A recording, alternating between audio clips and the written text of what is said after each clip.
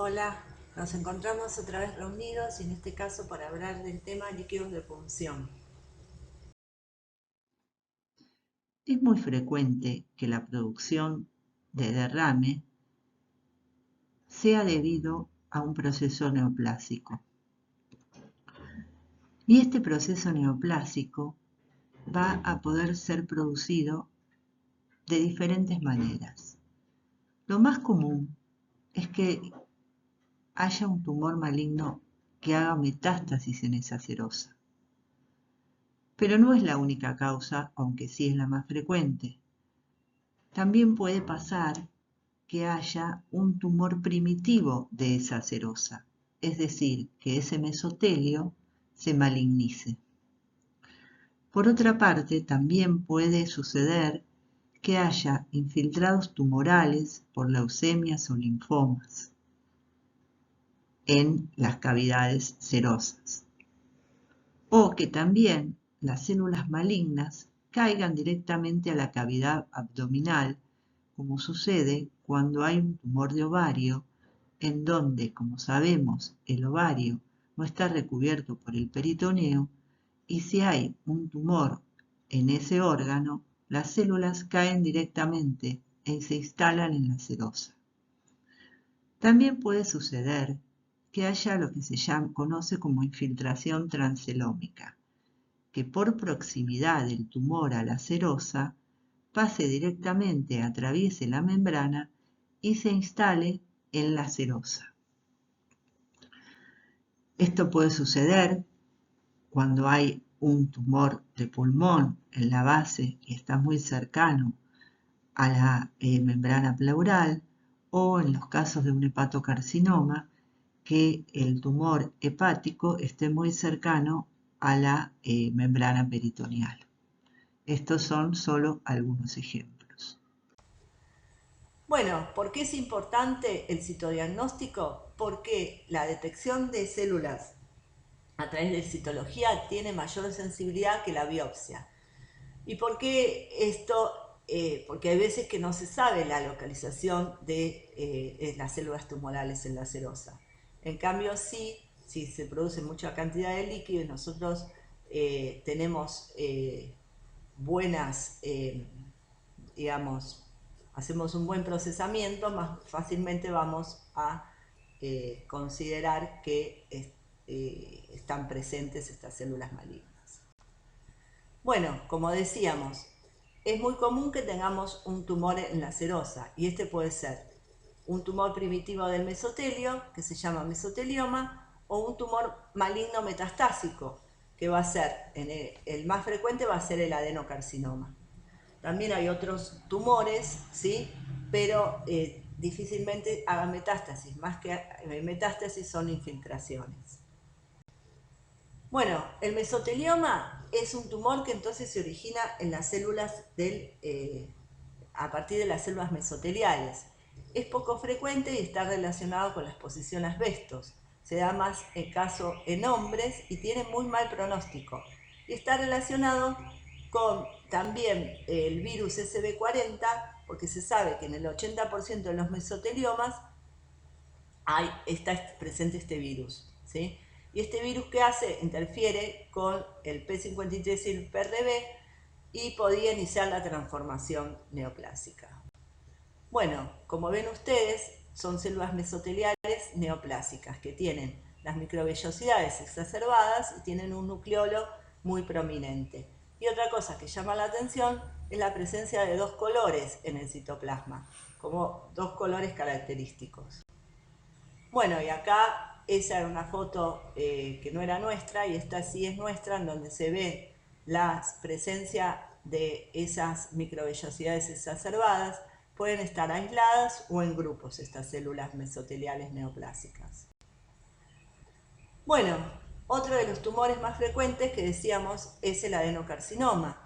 Y nunca vamos a hacer diagnóstico en fresco, pero sí podemos ver que hay una tridimensionalidad característica y una anisocariosis marcada. También podemos tener células aisladas en forma de anillo de sello, que es característico del adenocarcinoma. Bueno, acá tenemos los criterios del adenocarcinoma, tanto de células individuales como de grupos celulares, ¿sí? Que los más importantes son la distribución tridimensional, el pleomorfismo, la anisocariosis y el número y tamaño irregular de los nucleolos. Bueno, como ven, los nucleolos prominentes y la membrana nuclear marcada, a pesar de no ser la coloración adecuada, porque esta es coloración de Giemsa, siempre tenemos que confirmarlo con PAP. Por otro lado, acá tenemos una biopsia del adenocarcinoma, para que ustedes vean, que piensen, nosotros tendríamos que tener en una pleura una sola capa de células, y fíjense la gran cantidad de células que tenemos en algo que parece una glándula.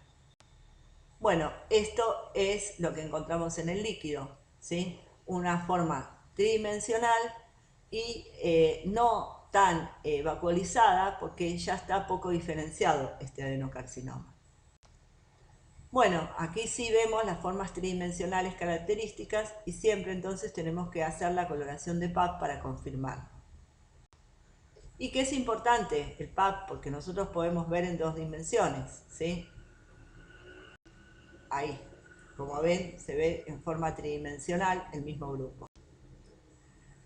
Bueno, acá tienen otro ejemplo de coloreado con Giemsa, pero bueno, siempre, como decíamos, tenemos que hacer la coloración de PAP para confirmar. ¿Y qué es característico? En el adenocarcinoma, la presencia de las células en anillo de sello verdadero, porque esta vacuola está llena de mucina, ¿sí? Si nosotros le hacemos una coloración citoquímica de paz, nos va a dar positivo de color rojo. Y que es importante, el núcleo neoplásico, donde ven ese nucleolo de casi del tamaño de un linfocito, nos indica que esta célula es neoplásicas. Bueno, acá también encontramos en el mismo lugar que teníamos los macrófagos, al lado unas grandes células neoplásicas que corresponden al adenocarcinoma.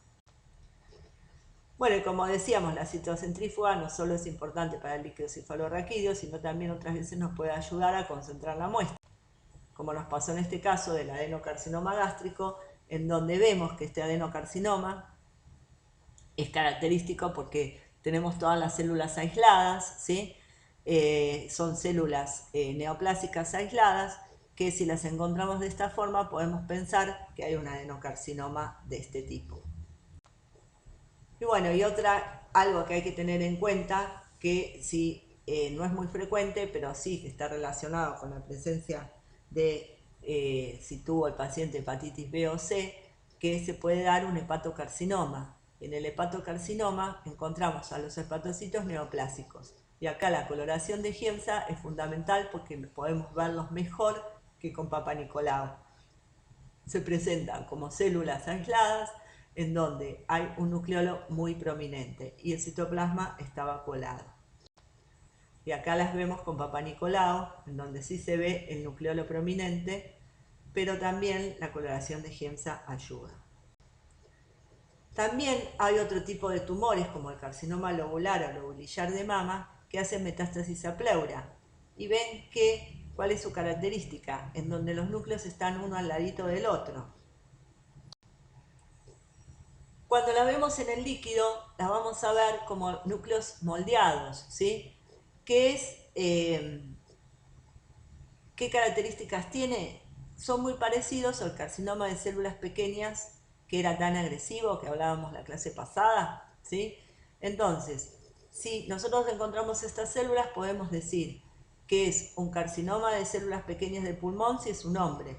Y si es una mujer, vamos a decir que es un carcinoma lobulillar de mama o un carcinoma de células pequeñas del pulmón. Bueno, ya hablamos del mesotelioma y del adenocarcinoma.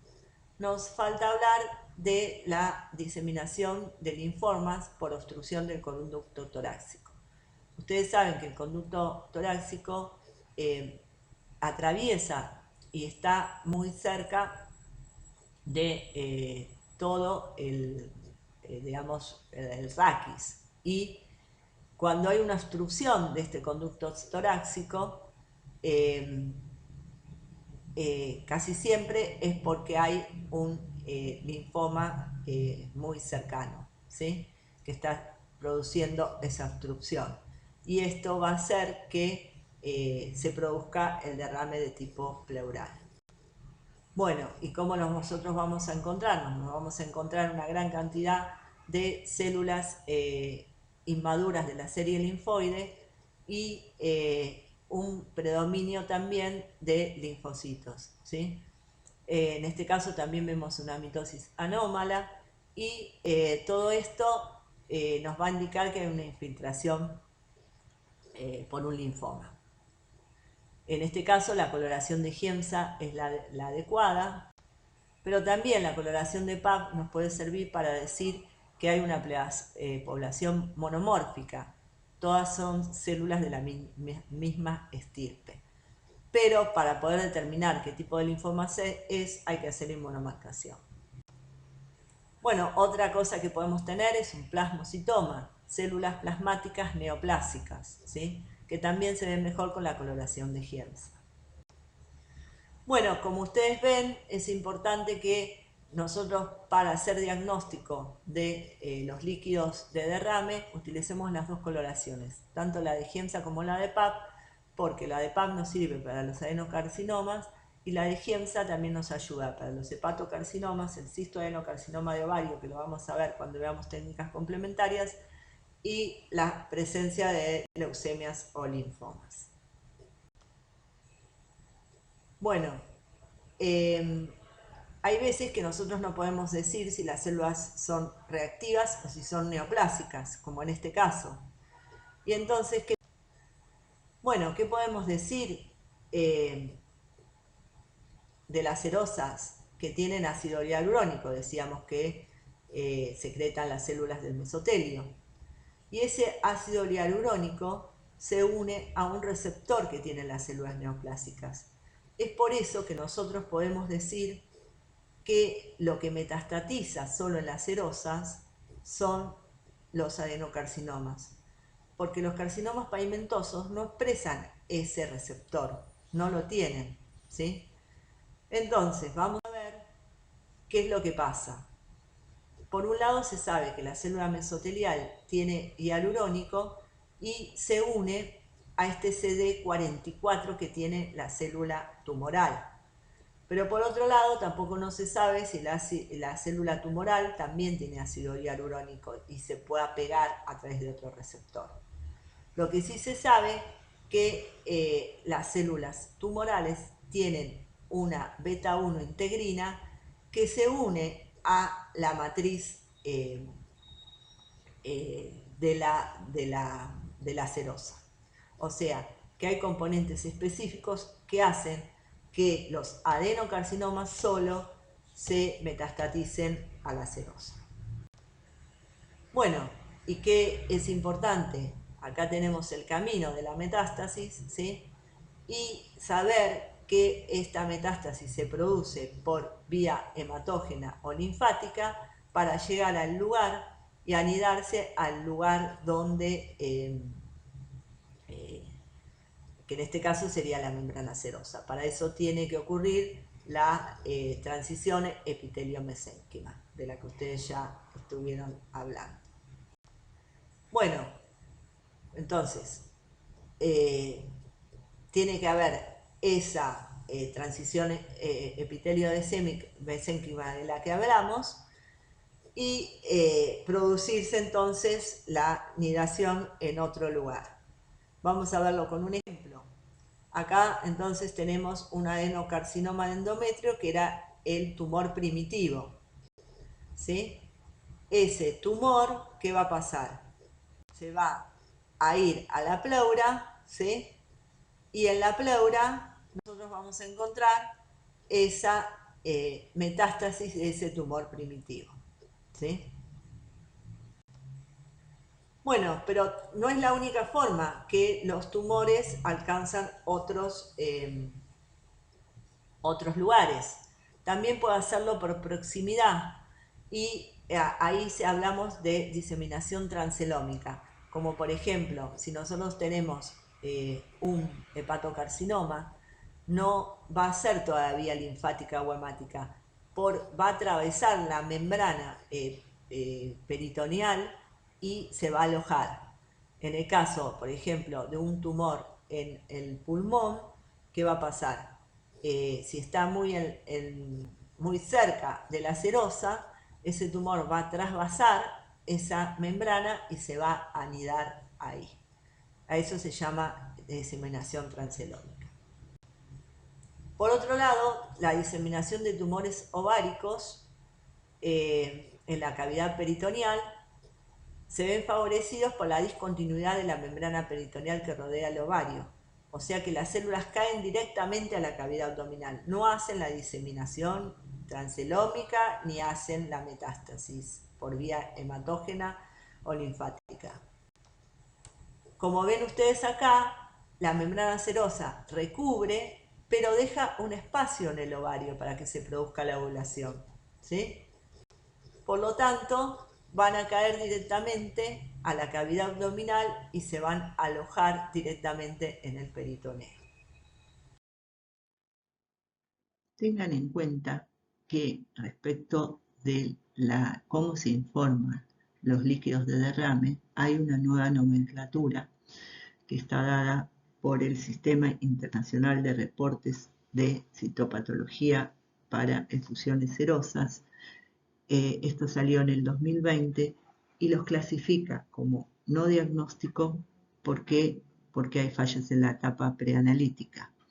Si tenemos la cantidad de células suficientes y no hay células malignas, hablamos de negativo para malignidad.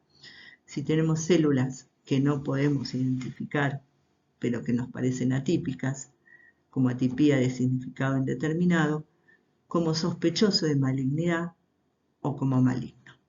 Esto para que si alguna vez ustedes pueden llegar a haber informado un líquido de derrame, sepan que esta es la nueva clasificación. Bueno, respecto de los tumores del líquido cefalorraquídeo, el líquido cefalorraquídeo lo más común es que tengamos leucemias y linfomas por infiltrados, en menor proporción tumores metastásicos y en mucha menor proporción tumores cerebrales primarios. Bueno, acá tienen células inmaduras de la serie linfoide, en donde vemos por qué no es que nosotros hicimos el diagnóstico a través del fresco, ¿sí? Después esto se coloreó, pero si ustedes se ponen a mirar en detalle, son células muy grandes, ¿sí? Bueno, y acá vemos células inmaduras de la serie linfoide, características de un linfoma a mayor aumento y con Papá Nicolau. Bueno, como decíamos, por otro lado, que haya una metástasis en las meninges no es tan frecuente, ¿sí? Pero puede darse y se presentan cuando hay fases avanzadas de cáncer y debido a que hay mayor expectativa de los pacientes, ¿sí? En mi experiencia, durante más de 20 años, nunca encontramos una carcinomatosis meningias y ahora en los últimos años sí la estamos encontrando y esto puede llegar a ser porque ahora hay más sobrevida en los pacientes con cáncer. Bueno, y lo más frecuentemente es que se den en carcinomas de mama, ¿sí? Y ahí encontramos células aisladas y con poca cohesión. Y tumores primarios del sistema nervioso central es muy poco frecuente encontrarlos, no es poco frecuente que haya tumores primarios, sino es poco frecuente que los encontremos en el líquido cefalorraquídeo, ¿sí? Y los más frecuentes son el glioblastoma y el meduloblastoma. Respecto del glioblastoma, tenemos que conocer qué son las células de la glía, ¿sí? Las células de la glía son todas las otras células que no son las neuronas, ¿sí? Y estas células de la glía pueden ser astrocitos, oligodendrocitos, células ependimarias y de la microglía. Entonces, todas estas células pueden llegar a dar oligodendroglioma, ependimoma, meduloblastoma o astrocitoma, ¿sí? Entonces, lo que nosotros le queremos mostrar, que nosotros también vimos que tuvimos hace unos años, presentamos un trabajo en el Congreso del Hospital de Clínicas en el que determinamos que teníamos muchos líquidos cefalorraquídeos patológicos por enfermedades oncológicas y no dejamos de tener solo leucemias y linfomas, y también tuvimos tumores primarios y tumores metastásicos, ¿sí? Cosa que antes no sucedía. Por otro lado, también mostrarles que es importante para aumentar la sensibilidad el procesamiento con la citocentrífuga, ¿sí? Para poder determinar y encontrar con mayor probabilidad la presencia de células neoplásicas. Bueno, respecto del líquido sinovial, ¿qué podemos decir? Que también son muy poco frecuentes los tumores en el líquido sinovial, y el primario sería el condrosarcoma, y si no, puede haber metastásicos que pueden ser adenocarcinomas o neoplasias hematológicas. Y como ejemplo, a la izquierda tienen el condrosarcoma y a la derecha células neoplásicas que corresponden a un carcinoma ductal de mama. Bueno, y así damos por finalizado el teórico de los líquidos de punción. Gracias.